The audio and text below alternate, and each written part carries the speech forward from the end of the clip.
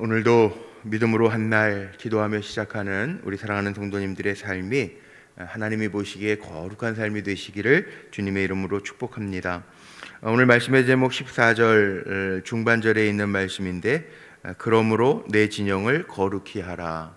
이 말씀 제목 삼아서 함께 은혜를 좀 나누려고 합니다.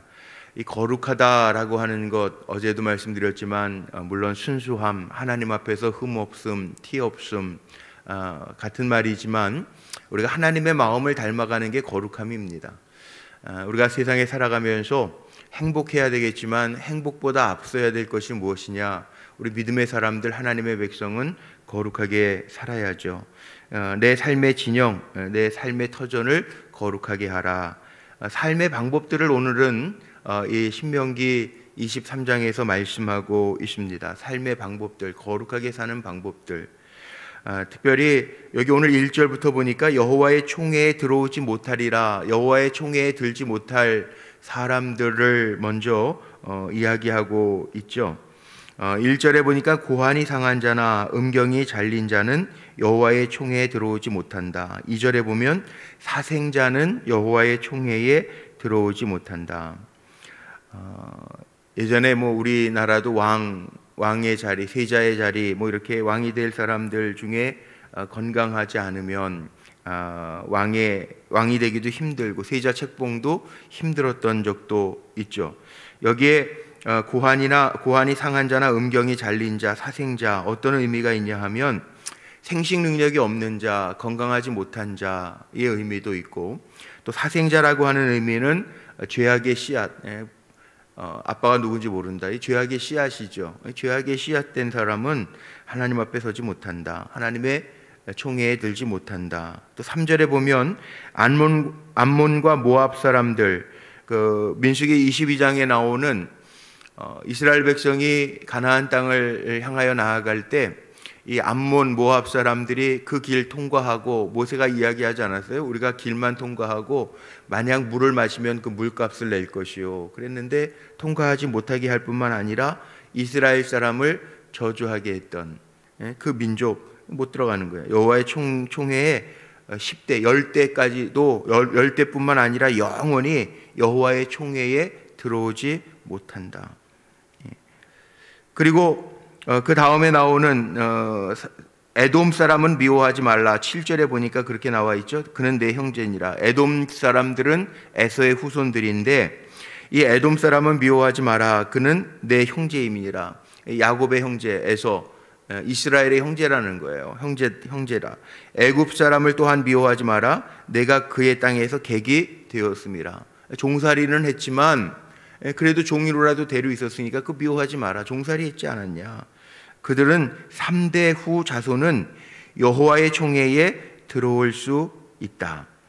자, 여기 이렇게 나와 있는 이야기들이 도대체 무엇을 이야기할까요? 여호와의 총회에 들어오지 못하는 사람들, 또 3대가 지난 후에 들어올 수 있는 사람들, 하나님의 총회에 들어오지 못한다, 이 하나님의 이 다스림 가운데 들어오지 못한다라고 하는 이야기인데, 이게 거룩함입니다.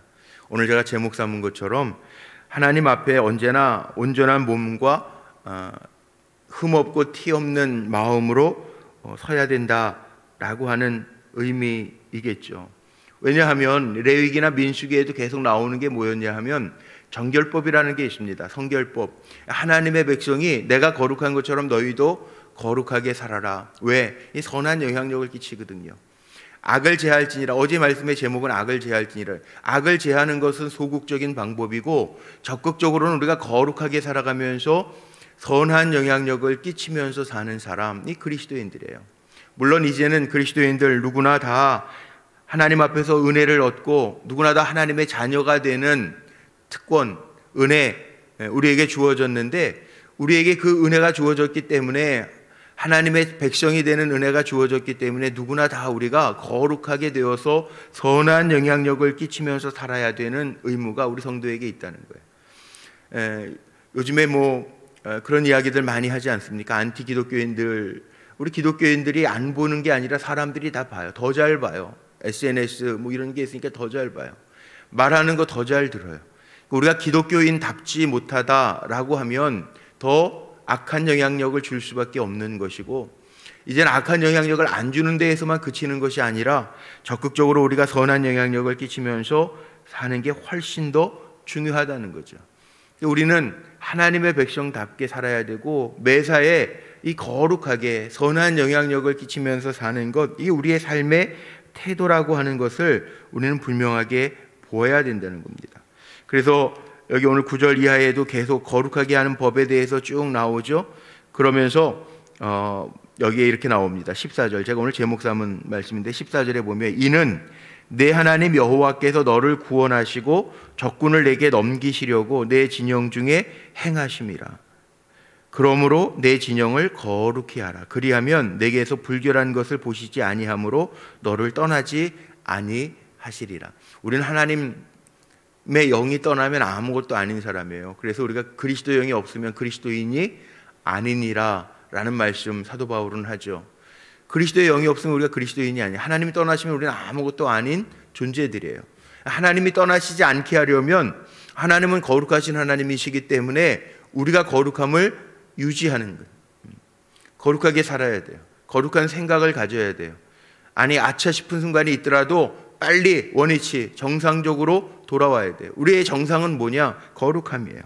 하나님의 백성이, 하나님이 거룩하신 것처럼 하나님의 백성이 추구해야 될 것은 거룩함이에요. 오늘도 한날을 살아가면서 우리의 마음속에 담아야 할 것은 거룩함이에요. 내가 하나님의 자녀라고 하는 거예요. 뭐 지금은 다 그런 게 없었지만, 예의 법도 이런 게 없어졌지만 우리에게는 하나님의 법이 주어졌고요. 또 예전에는 예의 법도를 지킨다. 양반들은 뭐 배고파도 배고픈 내색도 하지 아니하고, 뭐 숭늉을 마셔도 요지를 가지고 이를 쓰시고, 뭐 이런 법도가 있죠. 걸어도 경고망동하지 아니하고 법도가 있잖아요. 하나님의 백성으로서의 법도가 우리에게 있는데, 그 법도가 뭐냐면 우리는 거룩함이라는 거예요. 늘 거룩함을 생각하면서 살아야 되는 거죠. 그 다음에 나오는 기타 규정들이 있습니다. 종이 만약 주인의 학대를 피해서 도망하거든 그 주인에게 돌려주지 마라. 요즘에 아이들도 학대 얘기 많이 하는데, 외국에는 그렇게 해야 돼. 선진국에 미국, 캐나다 같은 데에는 12세 이하는 길거리 아이들이 막 함부로 다니지도 못해요. 만약 그런 아이들이 있으면 데려가고 부모로부터 격리를 시켜놓습니다. 그리고 이게 사건이 어떻게 벌어진 건가, 아이가 왜 혼자 다니는가, 아이가 왜 혼자 집에 있는가 확인한 다음에 부모에게 잘못이 없는 게 확인이 되면, 그러면 부모에게 돌려주지만 안 그러면 아동보호센터로 보내요.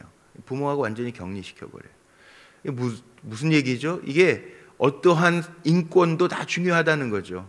부모와 자식 사이라도, 종과 주인 사이라도 왜 도망 왔는지, 왜 길거리에서 헤매는지 다 확인한 다음에 보내는. 또 있습니다.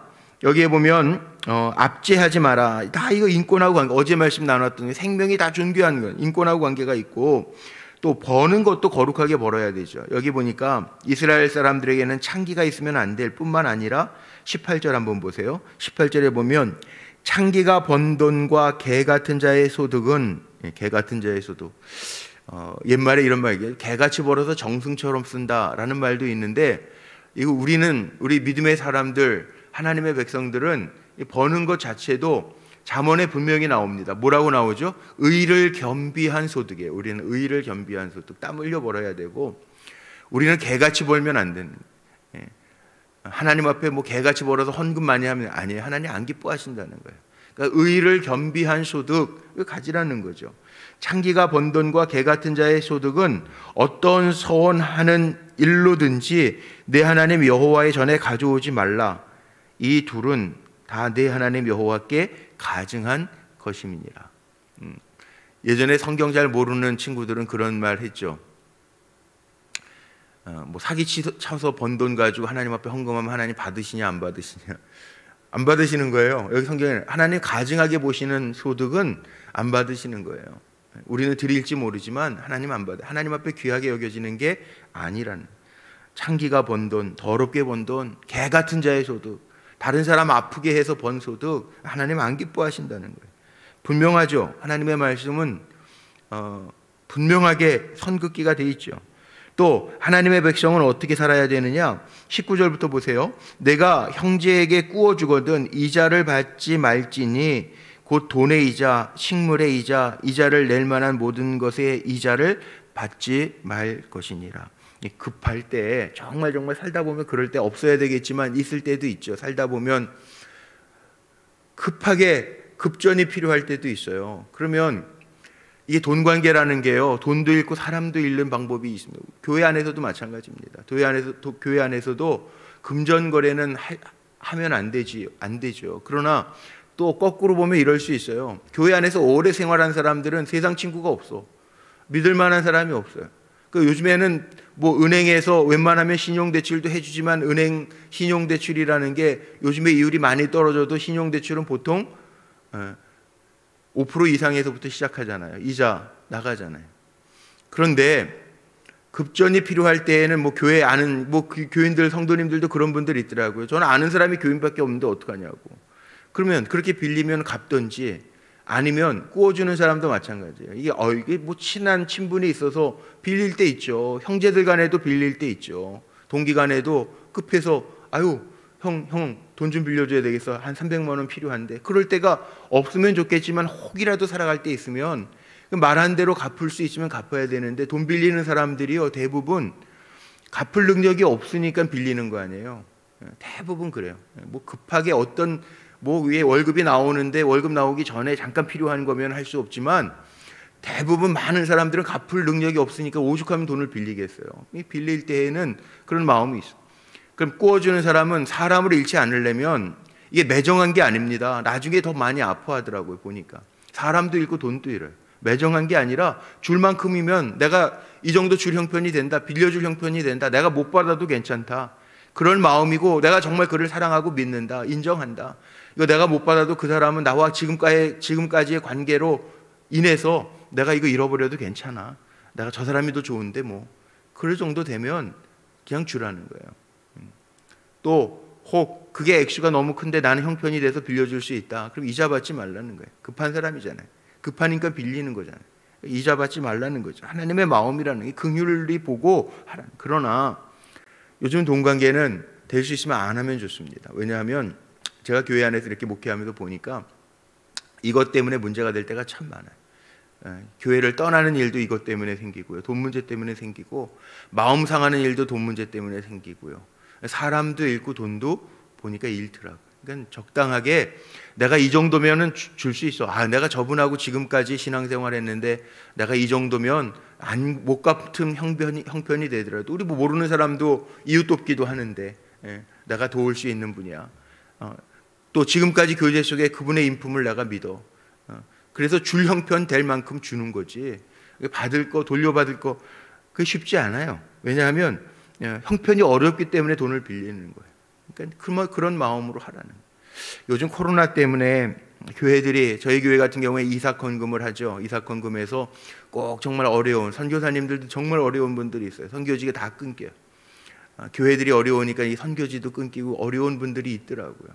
교인 간에도 어려운 분들이 있어요. 자영업자, 우리 교회는 이렇게 자영업자가 많은 편은 아니지만 자영업 하시는 분들이 많이 어려워서 정말 힘들어서 뭐 요즘 교회마다 뭐 이사건금, 또 요셉의 창고, 그래서 요셉의 창고 이자 없이 빌려주는, 성도님들에게서도 헌금 받아서 이자 없이 어려운 때 도와주고, 또 교회에서 오래 생활했던 분들 또 일어나면 자기도 그 은혜를 받았으니 또 갚아주고, 그래서 이렇게 하는 경우도 있더라고요.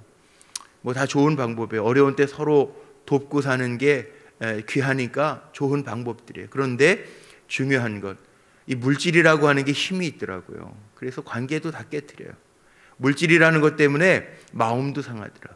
그래서 물질 오죽하면 우상의 비유를 하겠습니까? 이게 힘이 있어요.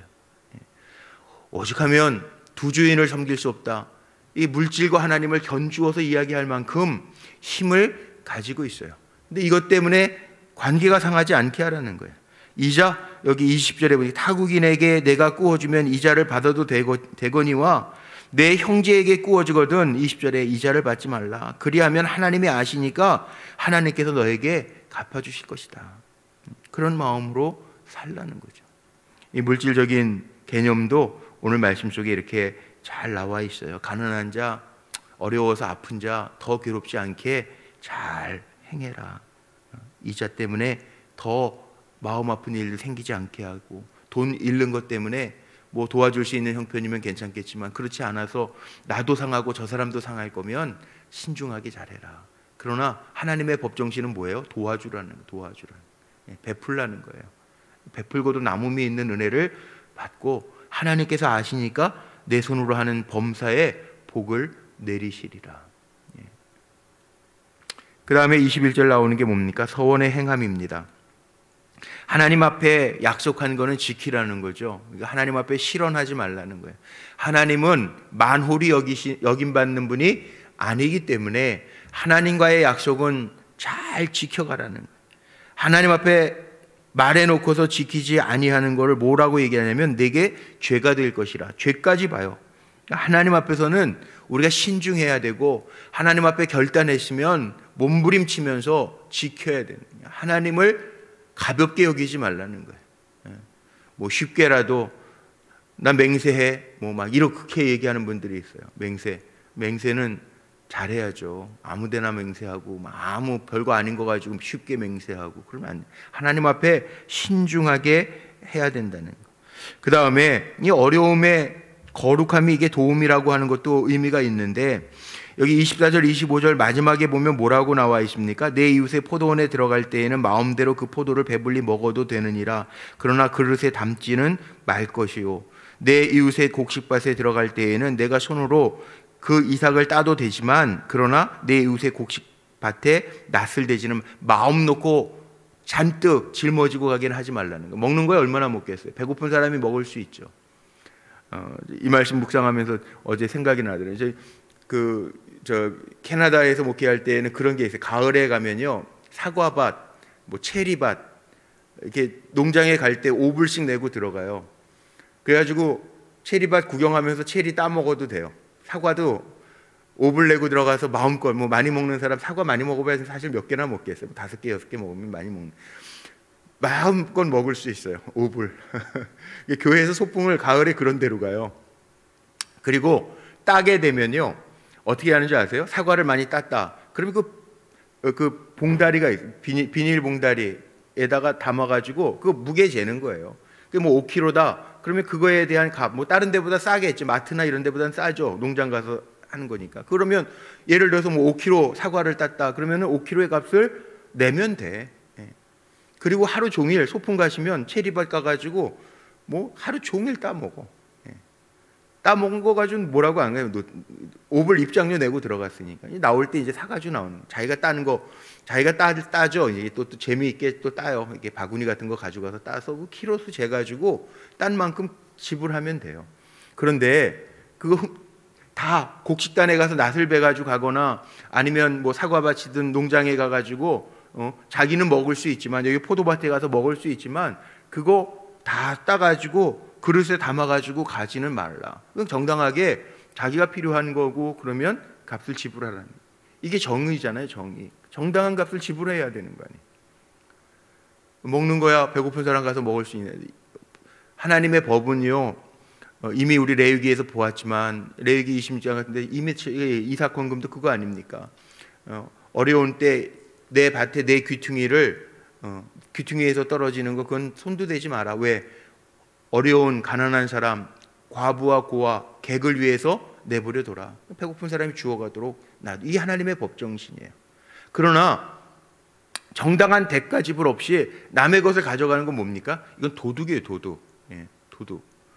돈도 마찬가지예요. 이자 안 받는 거 그건 선을 베풀어 주는 건데 안 갚는 건 뭐예요? 도둑 심보예요. 도둑 심보. 그렇게 하지 말라는 거예요. 여기 오늘 주는 사람의 입장에서는 베풀어야 되지만 받는 사람의 입장에서는 거지 근성이나 도둑 근성은 가지면 안 된다. 이건 도둑이라는 거예요. 정당한 값을 지불하면서 살아야 돼요. 우리가 어떻게 살아야 되느냐? 결론이죠.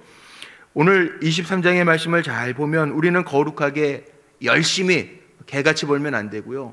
열심히 살려는 건 개같이 살려는 게 아니에요. 거룩하게 열심히, 깨끗하게 열심히 해요. 깨끗하게 열심히 살되 자비롭게 살고, 자비롭게 살지만 또한 반대편의 입장에서는 거지 근성이나 도둑 근성 가지고 살지는 말라는 거예요. 이게 하나님 우리에게 주시는 규정이에요. 우리 더불어 사는 사회죠. 신명기를 보면서 계속 우리가 강조해야 되는 건 언약이라는 단어라고 얘기를 했습니다. 언약. 우리가 정의 사회라고 하는 건 약속을 지켜가는 거예요. 더불어 사는 사회는 약속을 지켜, 사람들이 지켜야 될 기본적인 약속은 지키면서 살아야 그 사회가 건강한 사회예요. 가정도 마찬가지예요. 그 가정 안에서 식구들이 지켜야 될 룰이 있어요. 그걸 다 깨고 식구들 가장 가까운 사이지만 서로에게 마음의 상처가 되어지면 그건 그 가정이 건강하지 못한 가정. 아빠가 폭력을 행한다든지, 뭐 술 취해가지고 맨날 자녀들 괴롭힌다든지, 엄마가 돈 가지고 개념이 없이 막 살아가지고 자녀들에게 빚을 물려준다든지, 이거는 가정을 건강하게 하지 못하는, 어느 사회나 교회 공동체도 마찬가지, 우리 친구 공동체도 마찬가지예요.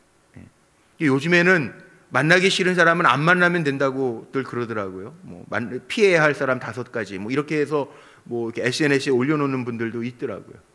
그냥 뭐 만나기 싫은 사람 안 만나면 되겠죠. 그러나 우리가 가져야 될 기본적인 마음은 뭐냐 하면 긍휼의 마음이라는 거예요. 주님의 마음 가지고 어려운 사람 있으면 도와줄 형편이 되면 도와주고, 그러나 받는 사람은 늘 그지근성으로 늘 붙어 다니는 사람 있죠. 뜯어 먹으려고 하는, 그게 사기꾼이에요. 그건 도둑이에요, 도둑. 남의 것을 그냥 가져가는 건 도둑이래요. 오늘 마지막 결론에는 24절 5절엔 그 얘기 아니에요. 먹을 수는 있어도 그거 그릇 가지고 가서 담아가지고 오지 마라. 이건 도둑이다 말씀하신 이 규정들, 이 거룩하게 열심히 깨끗하게 자비롭게 살되 베풀 수 있을 때에는 베풀고, 제가 기도하는 것처럼 베풀고도 남음이 있는 은혜, 하나님 복 주신다니까, 하나님 우리의 삶을 아시니까 그런 마음으로 살아가면 하나님 갚으시겠지. 물론 이렇게 살아야 되겠지만 사기당하는 건 또 아니잖아요. 어리석게 정말 요즘 세상 눈 뜨고도 코베 가는 세상이라는데 사기당하면서 살면 그건 어리석은 거잖아요. 또 반대로 사람을 이용하는 사람은 더 나쁜 사람이잖아요. 이용하지 말고 살아라 라고 하는, 왜? 공동체를 위해서, 이 믿음의 공동체를 위해서, 여호와의 총회, 하나님 앞에 세움받는 것을 위해서 그렇게 살아라 라고 하는 명령이 오늘 23장의 말씀입니다. 저나 여러분이나 하나님의 백성인데 오늘도 하나님 보시기에 잘, 영어로 well이죠. 잘, 부자로 사는 게 아니라 잘 사는, 하나님 인정하시게 살아가는 삶을 살아가는 귀한 종들이 되시기를 주님의 이름으로 축복합니다. 기도하시겠습니다.